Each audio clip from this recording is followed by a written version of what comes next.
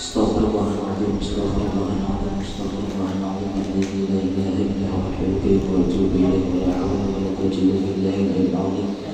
Al-Fatiha ila sayyidina Muhammad sallallahu alaihi wasallam wa ala alihi wa ashabihi wa dzurriyyatihi wa azwajihi wa auladihi ajma'in. Wa khususan sahib hadhihi kitab Haji Muhammad Zuhdi bin Hadir wa ala man nabi syayikhuna wa salafus salih ila hadratin Nabi Mustafa Rasulullah sallallahu alaihi wasallam. Al-Fatiha.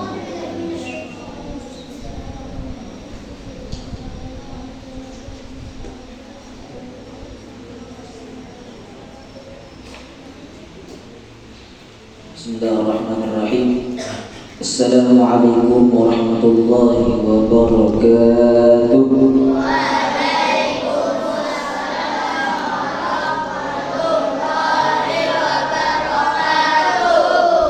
Hukum menjawab salam itu wajib, tapi gugur hukum wajib apabila ada yang mewakili.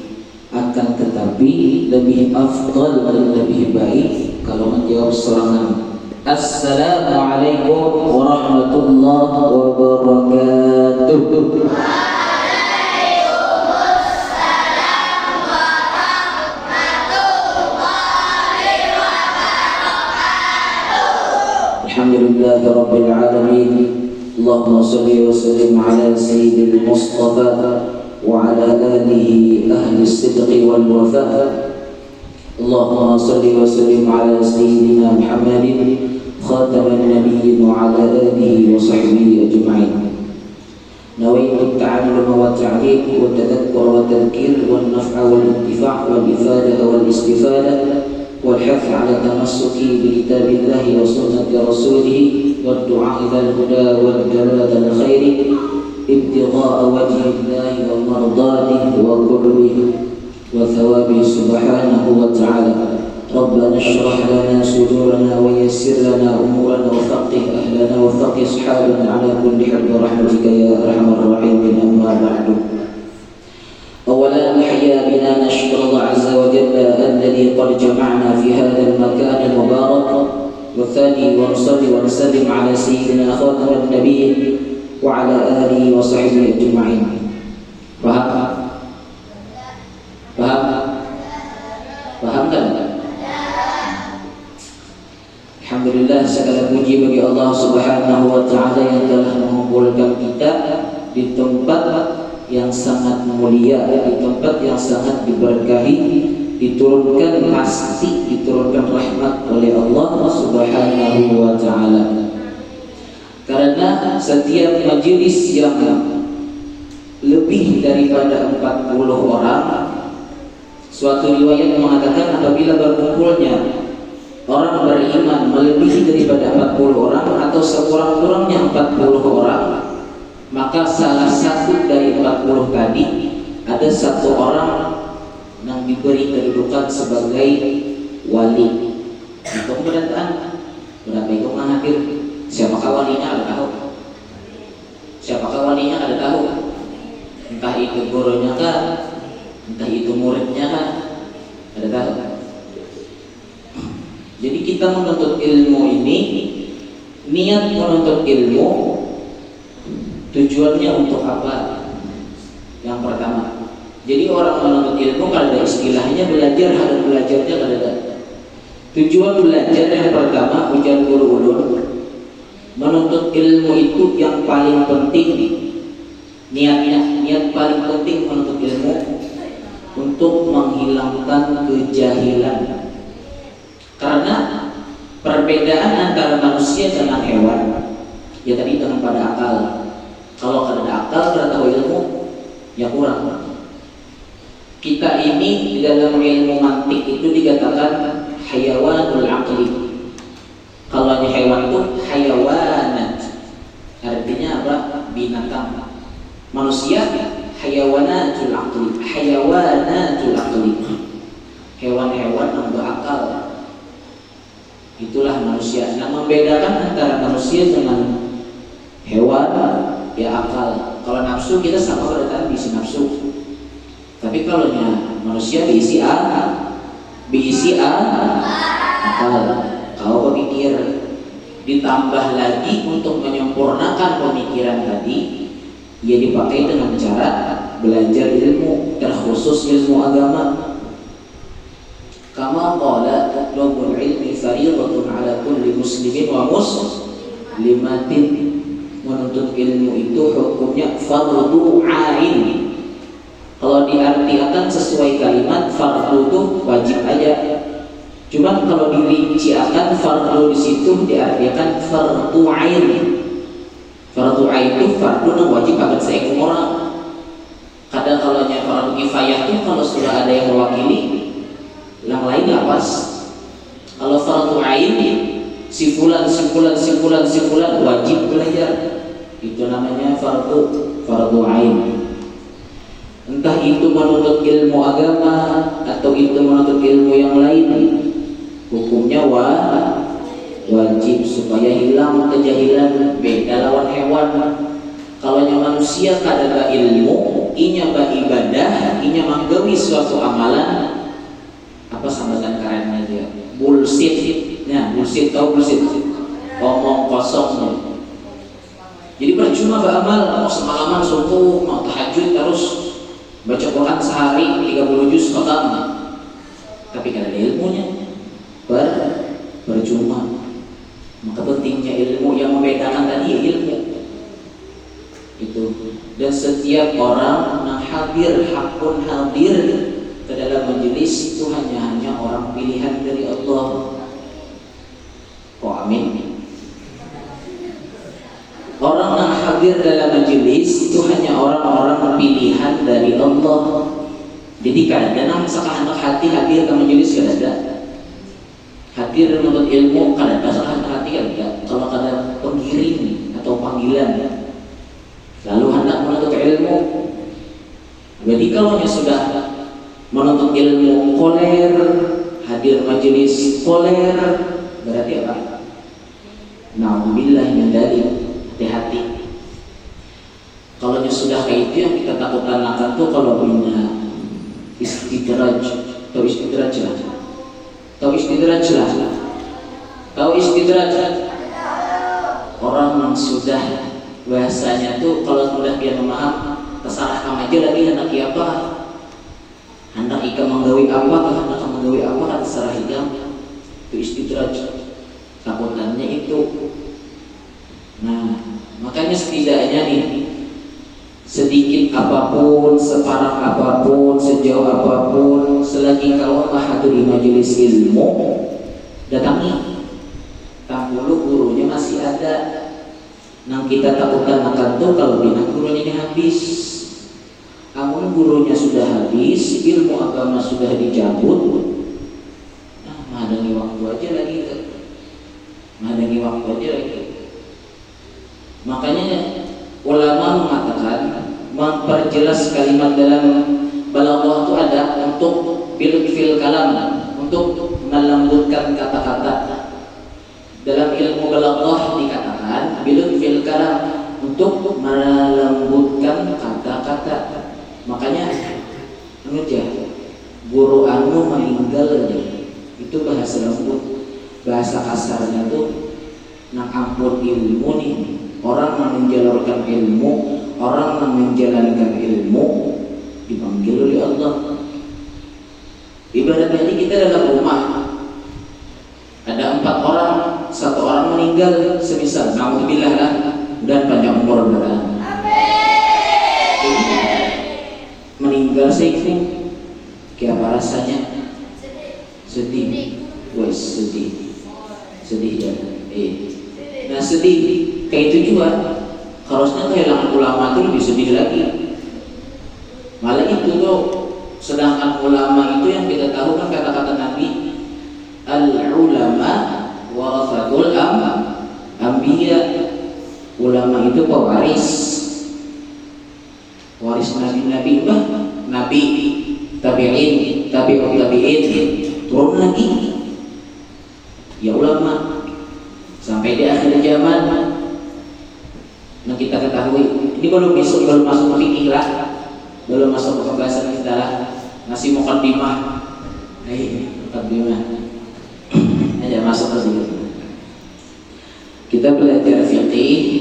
Fikih ini ada beberapa macam.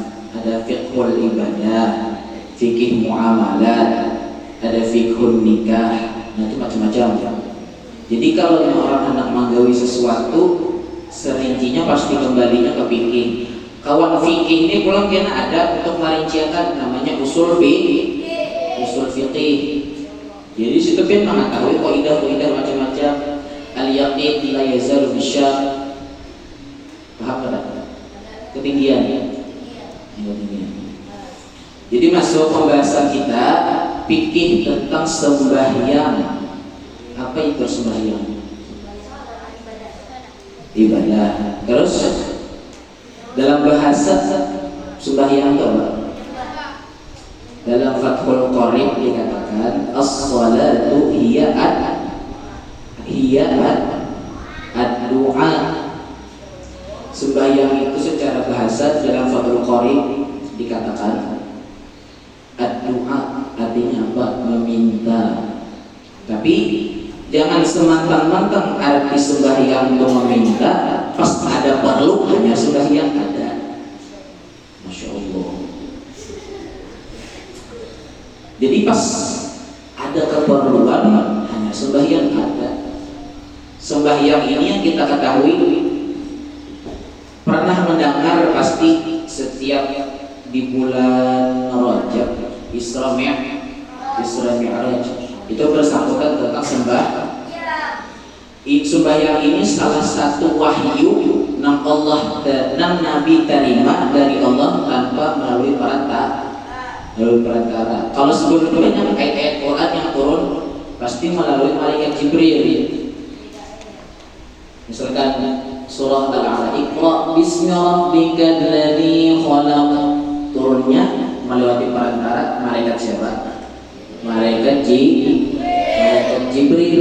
Kalau sembahyang ada tanpa melalui perantara, langsung Nabi Muhammad yang naik ke atas. Kembali lagi pemahaman ini ke tauhid. Lain berarti Nabi itu naik ke tempat Allah ada. Jangan sampai salah pemahaman lah. Jangan sampai salah pemahaman. Allah duduk di arsy ya. Berarti Allah berbangkuan. Allah berumah ada. Maksudnya itu Allah yang berkuasa, sedangkan dunia yang harus dilihat kawan harus negara sudah. Paham lah? Paham tidak? Ya kada ilah. Pokoknya ini sembahyang ini salah satu wahyu yang Allah terima tanpa melalui perantara. Artinya apa? Allah Nabi Muhammad langsung menerima wahyu tentang sembahyang, perintah sembahyang ini langsung dari Allah. Dan dari berapa rakaat? Dari 50 rakaat. Jar Nabi Musa umat karena kalau halus itu Muhammad yang sanggup menggawi 50 umat kurang gana-gana lah jangan kawan ngawak gana jangan tersinggung lah. Kata maksudnya itu kan jangan dulu gitu ya, jangan dulu. Jadi dari 50 rakaat sampai 5 rakaat, sedangkan yang 5 rakaat ini kita bilang berpaksaan menggawi, padahal gawian itu 5 menit. Alahan pada main app dia lah, main app itu harus melawan sembahyang 5 menit kira sambung. Itulah manusia. Nah jadi masuk dalam sembahyang. Tadi paham kalau sudah? Ini yang paham kan? Nah sembahyang tadi apa? Ya udah itu kita masuk. Sembahyang rukun Islam yang kedua ialah mendirikan 5 kali sembahyang sehari semalam.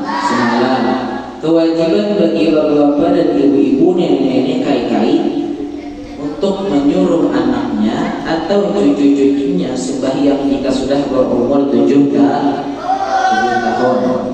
Tapi di sini kadang menentu umur 7 tahun lah, karena kadang ini bukan menyalahkan musannif kita kadang, bukan menyalahkan pengarang kita kadang, karena kita memantau zaman sekarang ini kadang khususnya lakian balik itu luar pada jangkauan umur, paham nggak?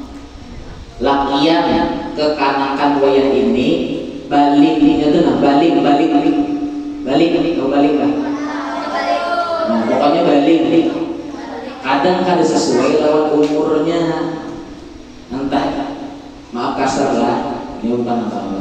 Entah itu kepaksaan atau karena misalkan nih biasanya ini bang, biasanya karena ini banyak kekanakan wayah ini itu ihtilamnya dahulu, lain ihtilam bukan karena sebab mimpi ada.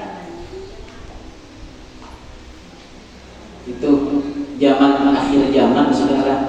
Jadi kata kau menyalahkan jual zaman akhir zaman. Lelakian mendengar ada. Umur berapa tadi disuruh sembahyang? Terus kalau sudah berumur 10 tahun tidak mau sembahyang, kalau kekanakan sudah berumur 10 tahun kadang pun disuruh sembahyang. Bapak-bapak, ibu-ibu, nenek-nenek, kai-kai berkewajiban memukulnya. Nah, ya makanya jangan langsung fikih ini luas pemahamannya. Jadi kalau nyakian sudah berumur 10 tahun kadang pun disuruh sembahyang. Ibaratnya misalkan Aspani jamamanya misalkan Aspani sembahyang kena dulu makai boleh lagi misalkan kan biar kakak dia apa misalnya Aspani lu gaya aja galau Aspani jadi disuruh sembahyang kadang pun Aspani ini mamanya tadi berkewajiban memukul dalam kurung memukul bukan menyakiti. Memukulnya bukan hal yang menyakiti, kempeleng ada harus sembahyang misalkan kempeleng namanya pingsan langsung misalkan. Nah kadang kayak itu konsepnya.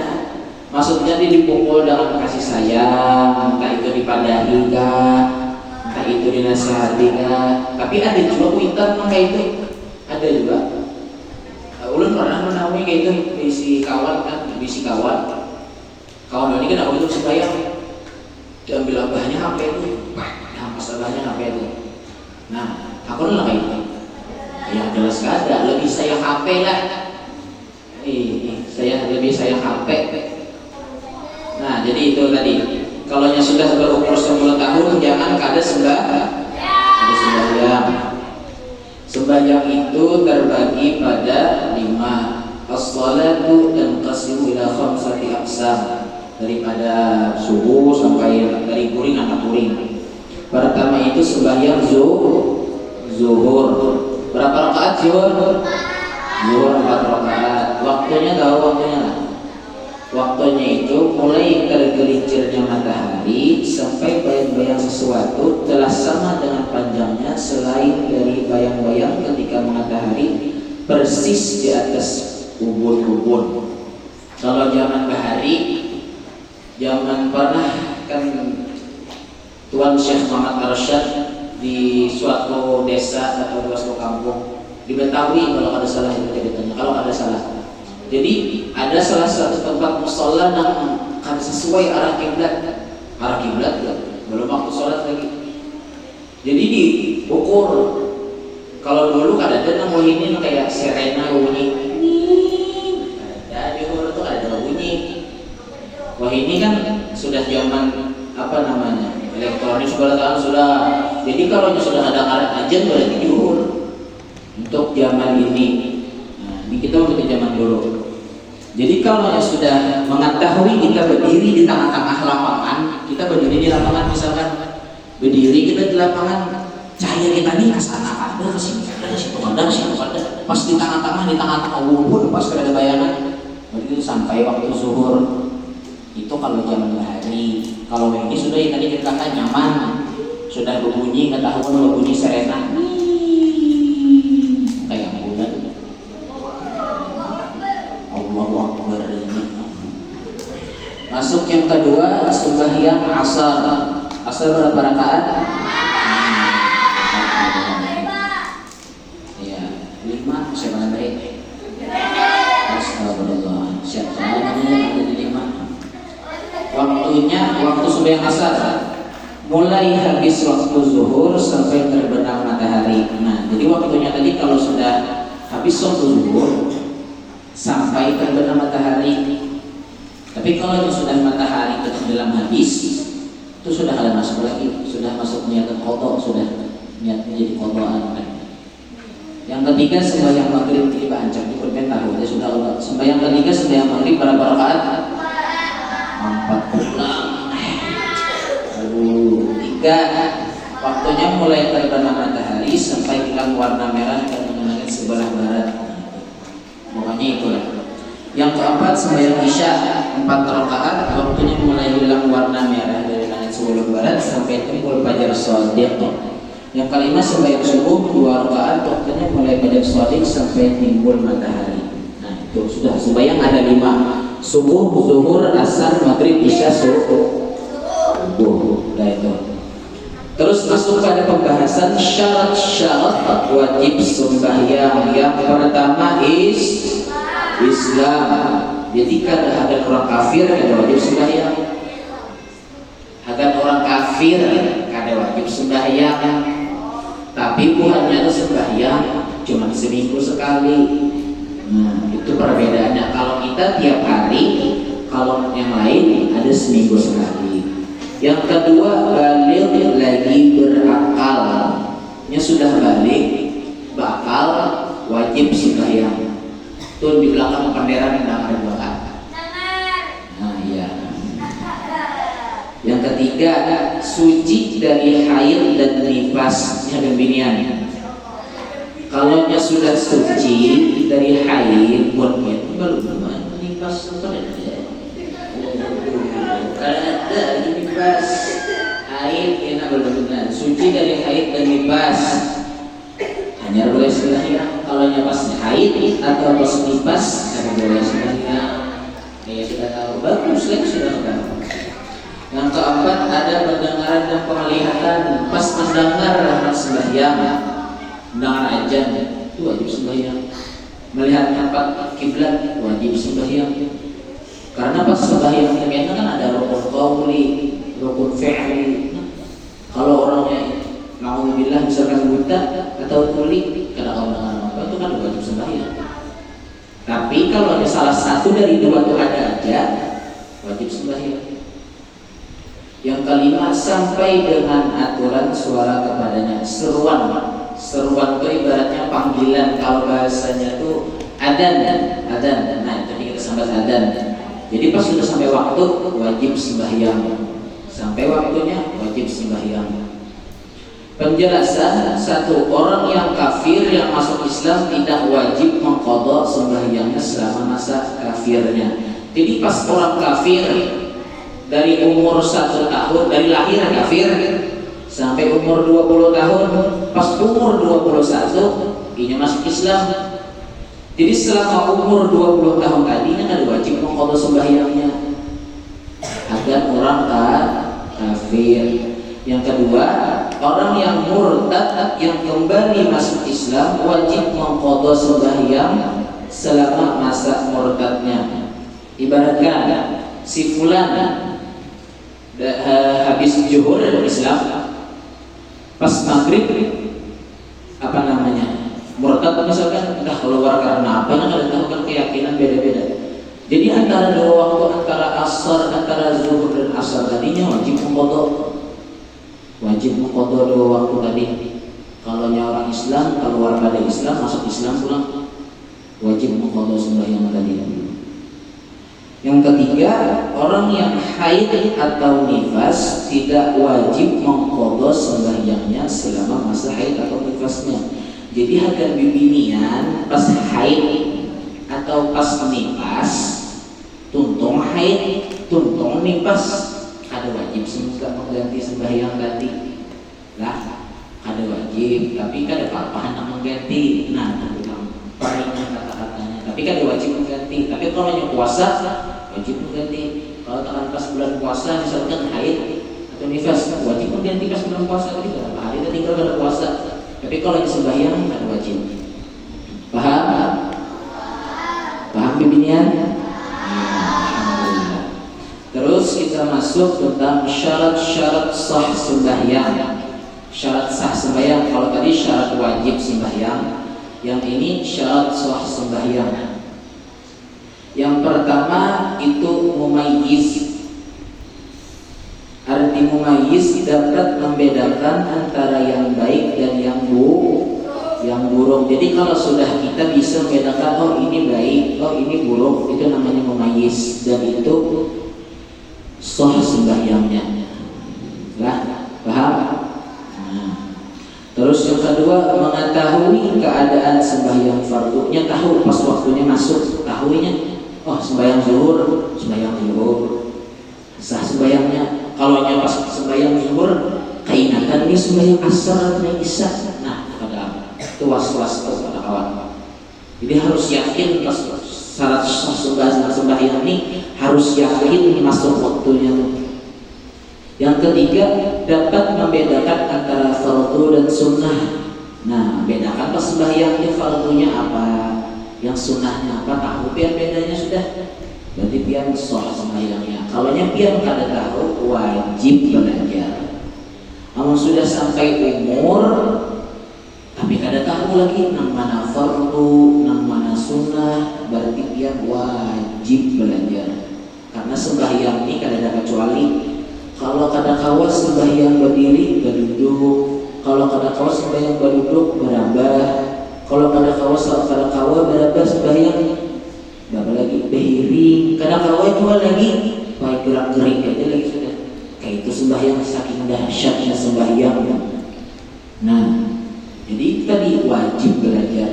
Yang keempat, mengetahui masuk waktu dengan yakin atau sangat kuat. Harus yakin di zuhur. Nah, kadang kalau masih ragu-ragu, hanya jam 10:11 ya.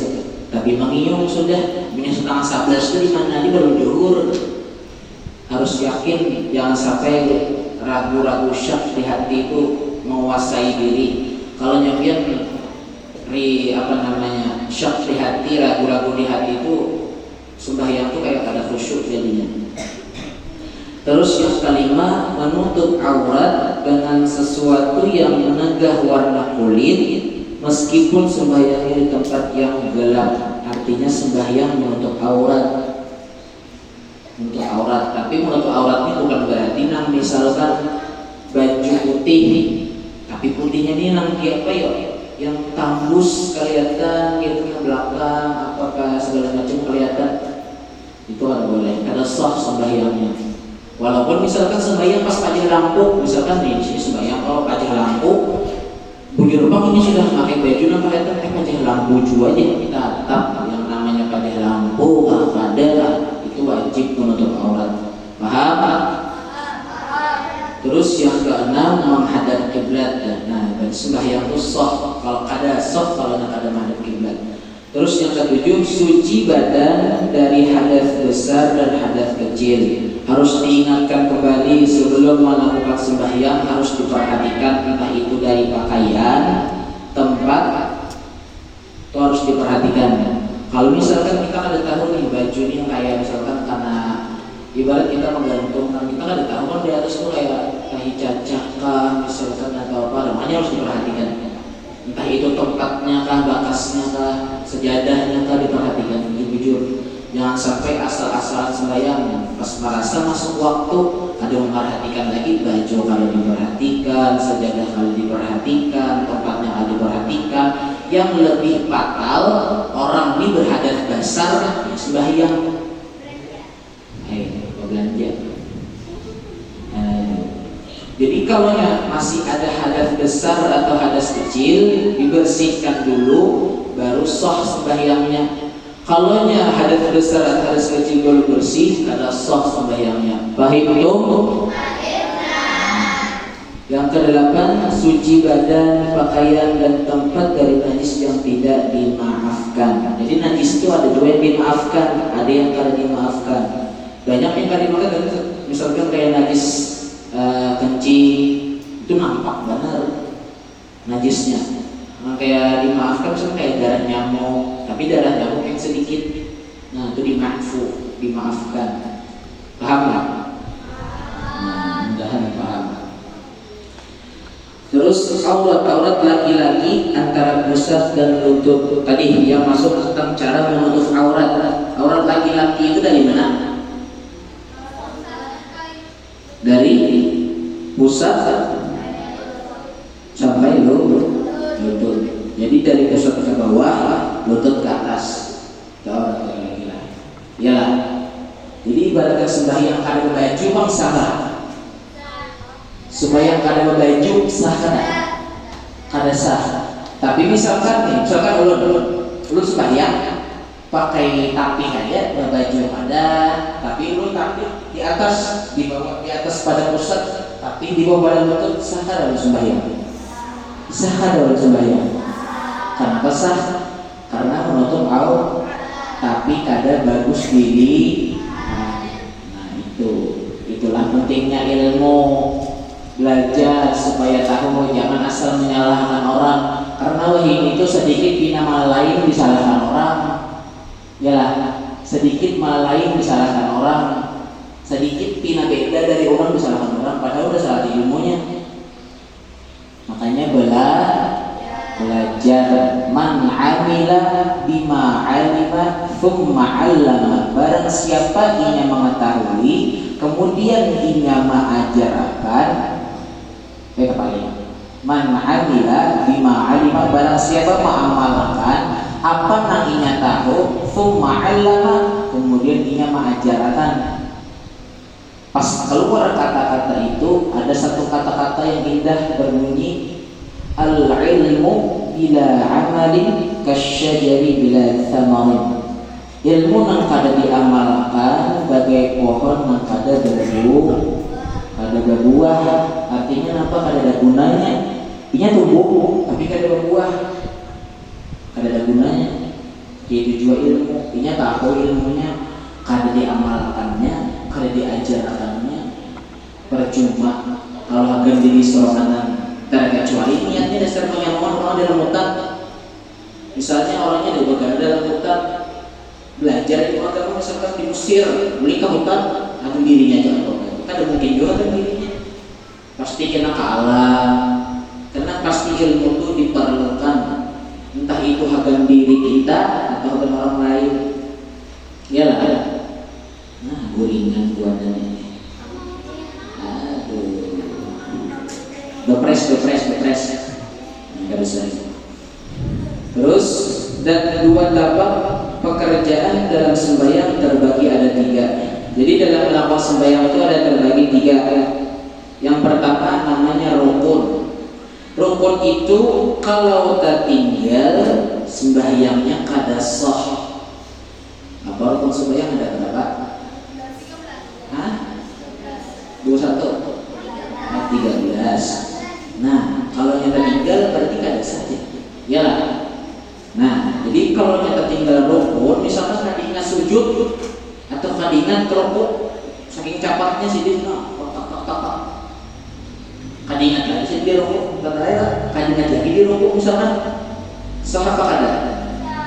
Sah apa kada? Nah, kada, karena ketinggalan rukun. Yang kedua sunnah ab'ad. Nah, sunnah ab'ad ini kalau ketinggalan ditutupi dengan sujud sahwi. Misal kita sembahyang subuh berapa rakaat tadi? 2 rakaat. Sembahyang subuh pas di rakaat terakhir kita kadingan pakai kunut. Kita misalkan langsung sujud, maka kita menutupi ketinggalan kunut tadi dengan sujud sahwi. Tahu sujud sahwi? Kada. Ya, itu. Sujud sahwi itu mintarai kalau pas yang sembahyang fardu. Kada ingat tagawi sunnah ab'ad. Sunnah ab'ad ini misalkan kayak ketinggal tasyahud awal, ketinggal kunut. Kada ingat pian pas sembahyang. Berarti pian wajib sujud sahwi. Bukan wajib, sunnah sujud sahwi. Hagan manapali ketinggal tadi. Misalkan yang tadi jadi kakak pian semeng subuh, ada ingat bakunut, maka pian sunat sujud sahwi, menutupi ketinggalan kunut tadi. Tahu bacaan sujud sahwi lah. Sujud sahwi itu 2 kali. Pas sudah pian sujud nang sembahyang rukun 13 tadi, sujud, jangan duduk tasyahud akhir. Jangan langsung duduk tasyahud akhir. Duduk tasyahud awal dulu, sujud langsung 2 kali, Allahu Akbar. Bacaannya pas sujud pertama tuh, sujud sahwi pertama, subhanalladzi la yanamu wa la yasbu. Nah, itu sujudnya. Jadi duduk tawaruk misalkan sujud yang kedua sama juga bacaannya. Nah, hanya salah membaca tasyahud akhir. Ada juga riwayat mengatakan pas sudah sujud sahwi langsung salam, ada juga. Tapi yang belum belajar pas sujud sahwi lebih afdolnya kita membaca satu kata membaca tasyahud akhir atau sampai sejam juga. Nah, itu paham mas sujud sahwi lah. Paham tidak? Nah, satu lagi contohnya. Misalkan kita sembahyang asar berapa rakaat? 4 rakaat. Setiap 2 rakaat itu kan pas rakaat kedua itu kita sudah duduk tasyahud awal. Iya kalau? Iya lah. Iya kakak ada? Iya kakak ada. Sujud tasyahud awal. Pas sudah itu tuh kita ada ingat tasyahud awalnya. Pas sudah duduk tawaruk nih, berdiri langsung naik ke rakaat ketiga, tadi ingat tasyahud awal. Itu kita harus berusaha. Kita di akhir sunat sujud sahwi. Pas sudah tutup rakaat ketiga, rakaat keempat, pas di sujud terakhir rakaat keempat tambahi sujud 2 kali. Tambahi sujudnya 2 kali karena ketinggalan tadi itu tasyahud awal. Itu hukumnya sunnah ba'd. Paham tuh? Mudahan paham. Terus yang ketiga sunnah hayat. Kalau ketinggalan tidak apa-apa. Nah, kalau yang tidak sunnah hayat tidak apa-apa. Ada harus sujud sahwi kan bisa. Karena sunnah hayatnya hukumnya sunnah saja, tidak terlalu diganti dengan apa-apa. Paham? Ini banyak pada hari ini. Paham sudah atau paham kakak-kakak? Paham kakak-kakak? Kalau yang paham, apa yang paham? Apa yang paham? Hah? Nah, itu tidak harapan. Ini nih akan diripian sembahyang ini kan ada perwakilan kan ada. Kalau ibaratnya dalam satu rumah perwakilan abahnya aja sembahyang ada. Kalau yang sudah balik, wajib sembahyang. Anak yang gering, kalau bangun wajib sembahyang. Makanya didamarakan tinggi pakai. Ya, mungkin itu aja dari ulur. Mudah-mudahan Allah pahamkan. Mudah-mudahan Allah memberikan ilmu yang bermanfaat, memberikan pemahaman yang luas, soleh yang mengamalkan ilmunya. Allahumma faqihna fid din wa 'allimna ta'wil. Wal akhir wal 'afwu minkum. Assalamu alaikum warahmatullahi wabarakatuh.